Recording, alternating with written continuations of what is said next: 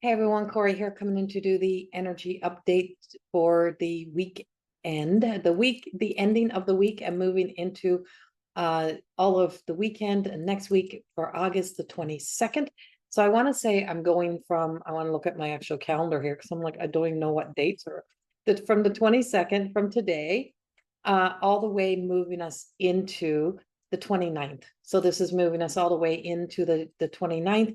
I feel like there is another shift that's happening around the 30th. So I don't want to include that time. But I also feel like there's something happening on the 26th. So I'm like, oh, this is interesting. We are moved into Virgo season. We have moved from fire of Leo and into Virgo, which could feel very practical, feel very kind of mundane. So this week has a bit of a calm down, a bit of a reprieve, but it's also about planning and organizing and kind of what our future needs, what version of what our future needs, and prepping and preparing for the future. It's just like that going back to school season. If you're in the northern hemisphere, and you're preparing to go back to school, preparing kids to go back to school, it's the same type of thing. We're preparing for something for our future. What do we need? We probably don't need pencils and pens and erasers, but what do we need? And so that may be such things as cleaning, organizing. What you may have been noticing is that sense of getting 1 foot ahead and like 3 steps forward and 3 steps forward and 10 steps back. So it feels as if, things are getting done, but it takes a little more effort to get things done. So it requires a little more attention. So attention to details, attention to what needs to get done. You may notice things are a little messy.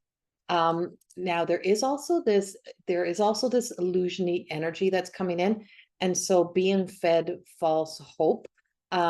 Sometimes things are too good. So the things that appear too good to be true are really sometimes too good to be true. It's packaged to sell you something good.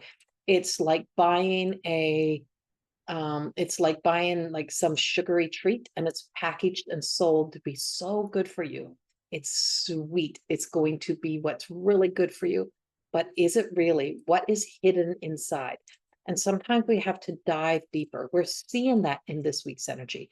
We're seeing this through this week's energy. So you may be noticing it in the world, in social media. You may notice it in the news. You may notice it in spaces and places where it's like, hurrah, we finally got all the right people, all the good people, all the good things. Everything is going to be kumbaya. And you're being sold bullshit.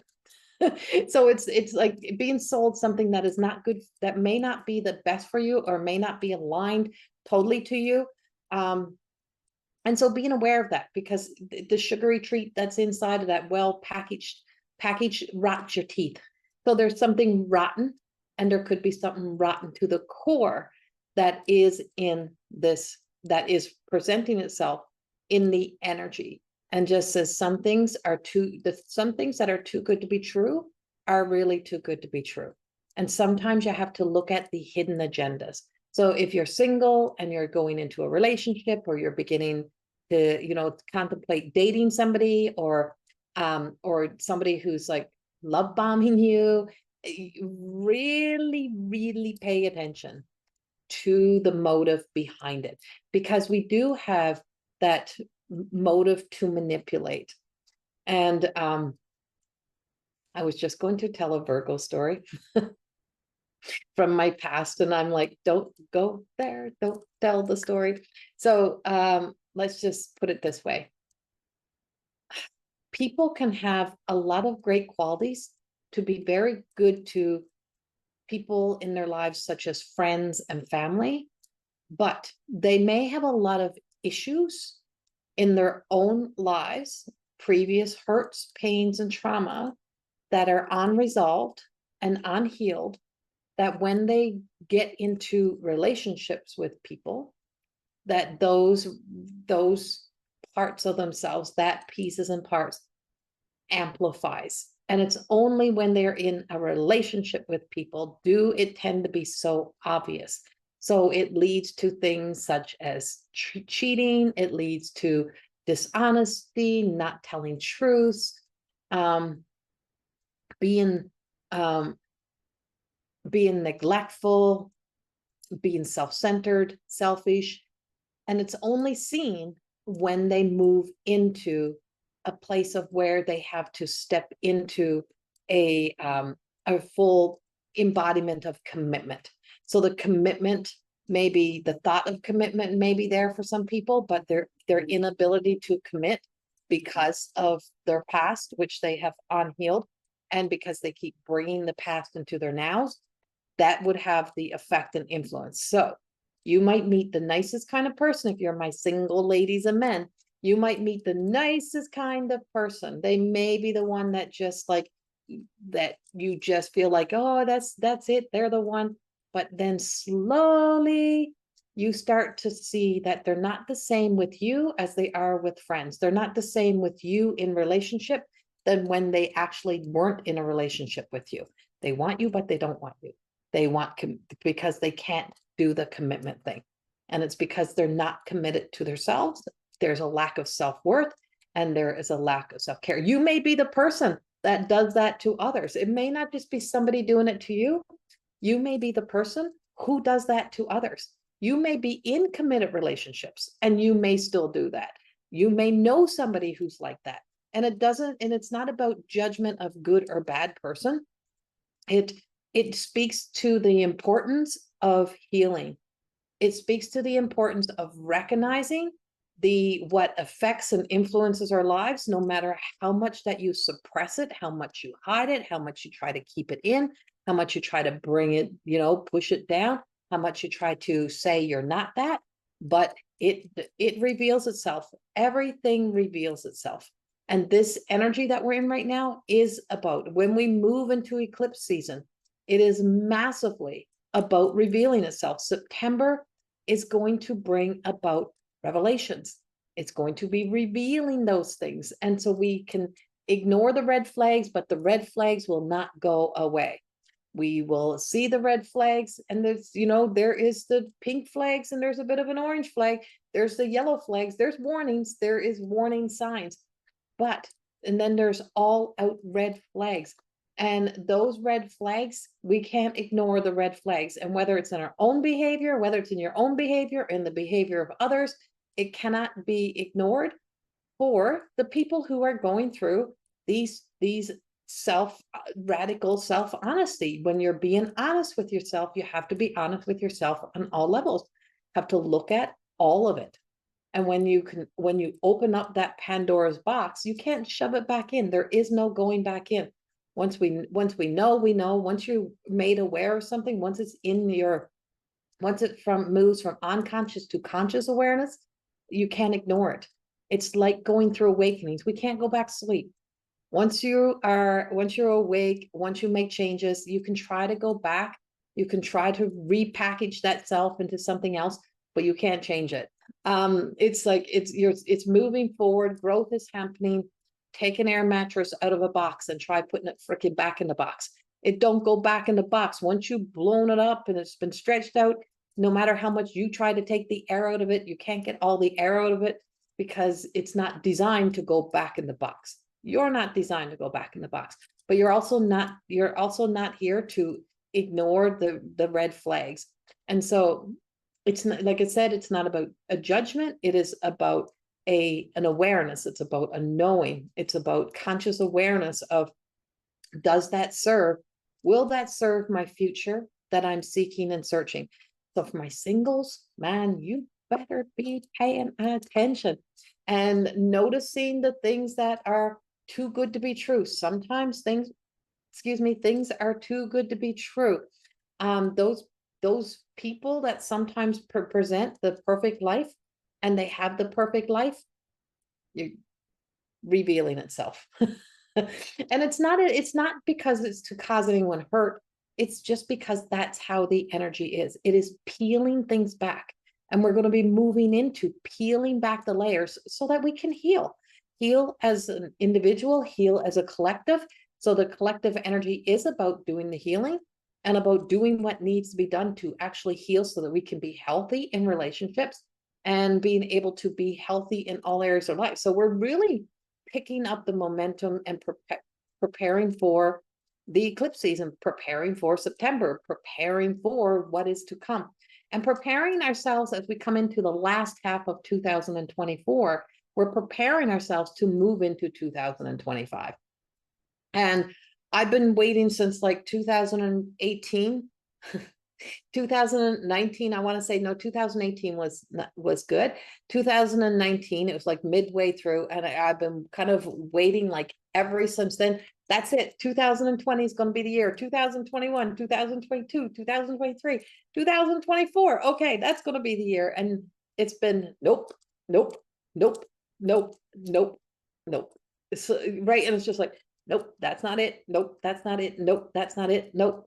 Nope, it's not happening now. This is not happening now. This is, and it's been like this sense of, I've really learned that I have a lot of perseverance. But you may be feeling that too. You may be noticing that too, that it's like you're waiting for something to happen. You're waiting for something to come. But in the meantime, I haven't been sitting down just waiting for a good day or a good time or for things to be a certain way. A lot has happened in that period of time, which I'm sure your life has as well. There's been a lot that's been unfolding for myself. It's been 3 books, a deck of cards, a couple grandchildren, a marriage. Like there's been a lot of really freaking good things. And so it's not always about the experiences, but it's about something more. This feels like on a soul level of something of where you just feel like you finally peaked at something. It's a peak. And it feels like it's just like this peak. It's like taking egg whites and having to turn them into that meringue, right? And you got to wait, and it's got to be specific to timing and temperature, and it fluffs and it gets that hard little peak, and you know it's done when it gets a peak. Well, that's exactly what it feels like. It's like we're preparing to have the perfect peak.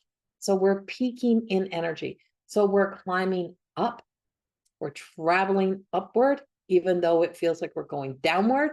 And the reason why is because going uphill is a lot harder than coming down. Even though it's the crash landing is not fun of coming downhill, the slip down.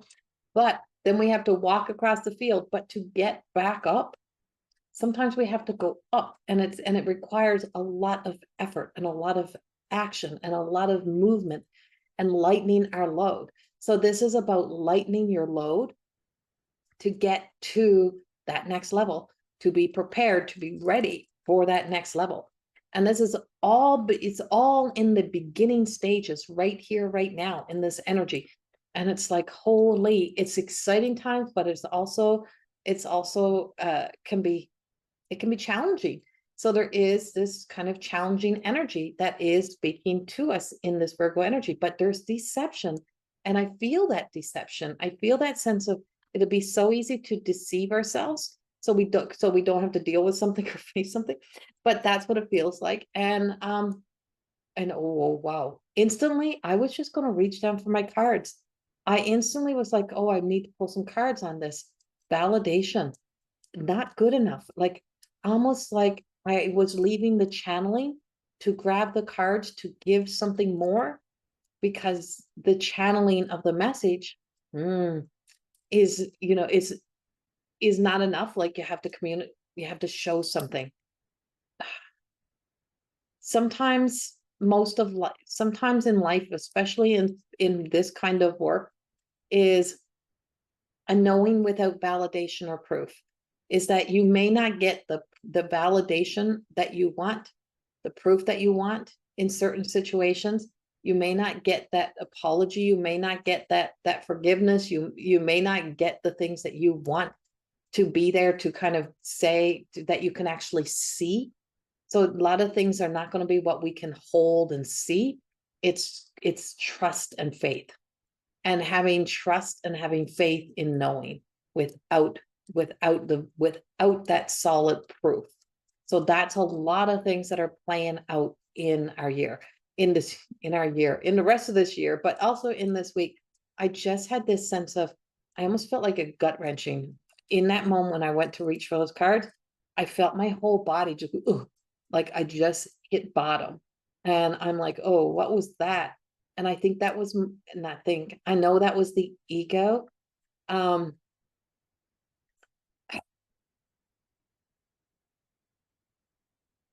me get this.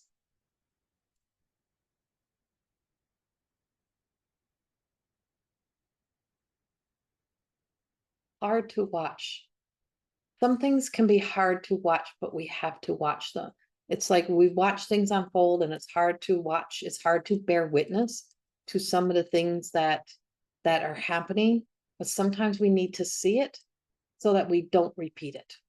Sometimes we need to know it so we don't repeat it.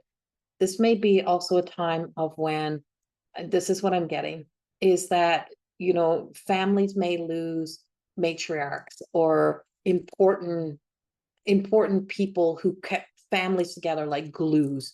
So you may have, there may be people who are feeling that loss or knowing that loss in a family of the glue of the family, the person who kept it together may not be there. Whether they move, excuse me, whether they move, whether they're passed away, whatever that may be. But it's like, I just see things like having to kind of fall apart. It kind of breaks away the way things were. And so this could be in a family, this could be in a business also, it could be a change happening in business. And it's like we see this breakdown and this fall away of things that have kept things together. So we may see this on a family dynamic, but I'm also seeing it on a big stage. I'm seeing it on a big stage. I'm seeing something unfolding on a big stage that where we see the passing of somebody of importance that keeps things together or has been a pass or together of something. So whether it's on a big stage though, on a big stage, so in a big way. So people that impact us in a big way, or someone who impacts in a big way. I feel like we're just going to, you may be seeing that in a family dynamic, on a business dynamic, but it's also in a world dynamic. So on a world scale, on a country, province, whatever that may, wherever it may be, a state, but that shift and change in power, and then having to move the power. So the power gets shifted and moved and redirected. And then it's like things don't ever go back the way things were.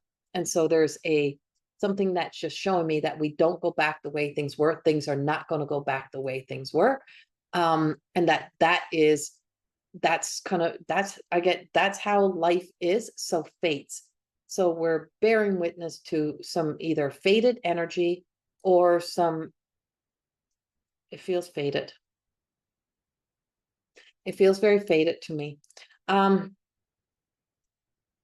Fated energy. So it could be like sudden passings or something like that. It could be playing out. Now, and it's not to bring in fear. That's why I'm very cautious. So when they're channeling this through for me, when God has given me this, it's like it's kind of trying to come through in a way that we don't instill a fear story and we don't put that fear out there. It's what the energy has. And so what they're showing me and how they're showing it to me is we have all these building blocks that are all around, and there's one center piece, and that center piece is being pulled up and out and being taken away, and then all the bricks fall away, all the blocks fall away, like it all just dismantles, like something comes apart, but we're come apart at the seams, right? It's like, so something is coming apart at the seams. Now I'm also seeing this in I'm also seeing this in like either a break of a dam, a water overspill, like that in weather patterns. I'm also seeing it over there, but I'm bringing it back here because this is tying into something that is in the foreshadowing or foreseeing of something that is either in the works or something that is moving about in somebody's energy. And it's bringing about, it's a whammy. It's a whammy. It feels like it's a big whammy, and it's just a big hit. And so there is some sort of big hit It kind of shakes things up and it wakes people up and it wakes things up. It just makes us aware of the vulnerability to humanity, to ourselves. So on a small scale, that could be family. On a big scale, on a world scale, that's big.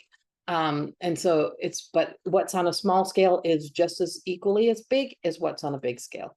It's the impact that it has on us as families, has on us as a work, as jobs, as life.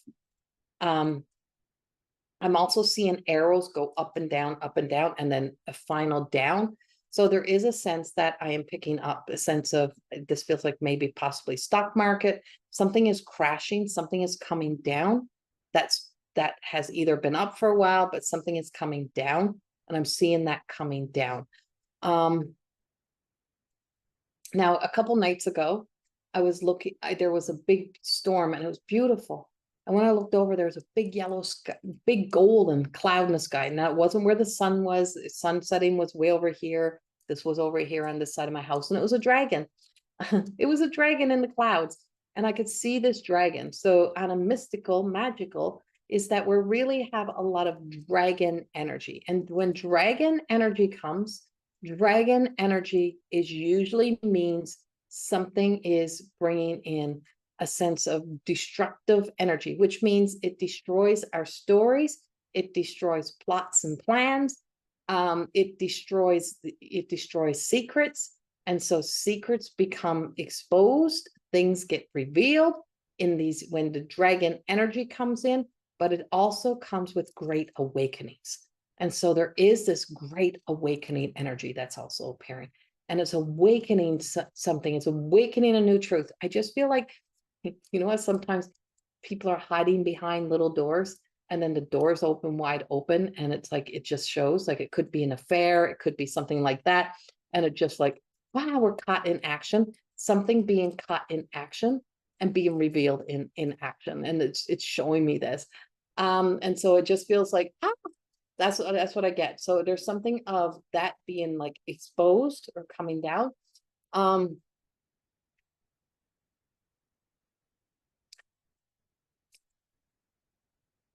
I just hear there is no peace.